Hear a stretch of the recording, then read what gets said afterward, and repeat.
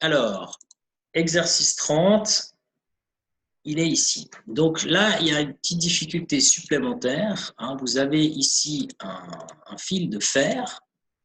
Ce n'est pas le fait qu'ils sont en fer qui est plus compliqué, mais bon, ça change déjà. Un fil de fer de 2 mm² de section est relié à un générateur de 6 volts. Et donc, vous devez calculer la longueur du fil pour que le courant qui le traverse soit de 2 ampères. Parce que, admettons que si on va au-delà de 2 ampères, le courant sera trop grand, donc le fil va fondre.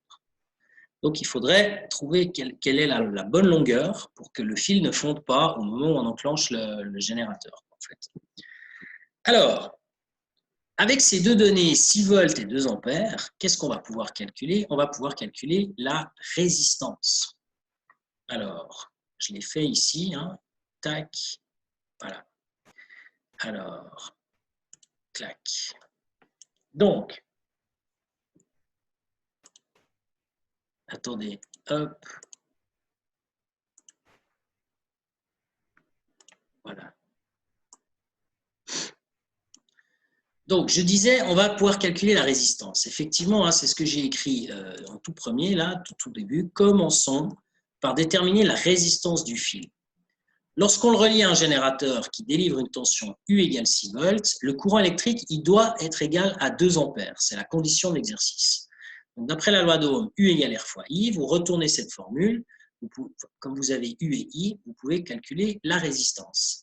Et donc, pour qu'il y ait un courant de 2 ampères, il faut que la résistance soit égale à 6 sur 2, c'est-à-dire 3 ohms. Donc, nous, on veut une résistance de 3 ohms.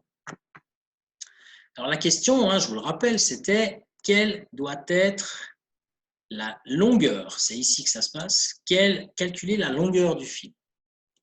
Alors, nous, on veut la longueur. Vous prenez la formule de la loi de la résistivité, R égale ρ fois L sur S, et nous, on veut le L qu'il y a ici. Donc, il faut faire fois S divisé par ρ, c'est donc L égale R fois S divisé par ρ. On a donc besoin de R, mais ça, on l'a déjà calculé juste avant. On a besoin de la section et de la résistivité. Alors, on connaît cette section puisque dans la donnée, je vous dis qu'elle est de 2 mm². Donc, on a la section 2 mm². Chaque millimètre carré, c'est 1/1000e de mètre carré. Donc, on fait 2 divisé par 1 million. Et ça nous donne 2 fois 10 puissance moins 6 mètres carrés. Ça, c'est pour la section qu'il y a ici. Et puis ensuite, il reste la résistivité. Alors, la résistivité, on se rappelle quand même qu'ici, on a affaire à du fer, justement. Sans jeu de mots, on a, c'est du fer, ici, un fil de fer. Voilà, tac. Alors, comme c'est du fer, vous allez regarder dans votre cours et vous trouvez que pour le fer, la valeur, elle est de 9,71 fois 10 puissance moins 8. Vous l'avez aussi ici. Là. C'est pas terrible ça. Je vais prendre ça. Non. Bon, vous l'avez vu, il est là. Donc, 9,71 fois 10 puissance moins 8 ohm mètre.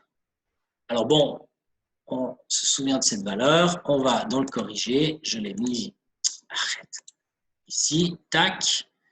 La résistivité du fer, c'est 9,71 fois 10 puissance moins 8. Donc maintenant, on a tout ce qu'il faut. On va donc appliquer cette formule pour calculer la longueur. Elle est là. La résistance, on l'a eu tout à l'heure, 3 ohms, c'est U sur I. La section, elle est là, 2 fois 10 moins 6. Et puis finalement, on divise tout ça par la résistivité, celle du fer, 9,71 fois 10 moins 8. Si vous faites les calculs correctement, vous trouvez une longueur de 61,79 mètres.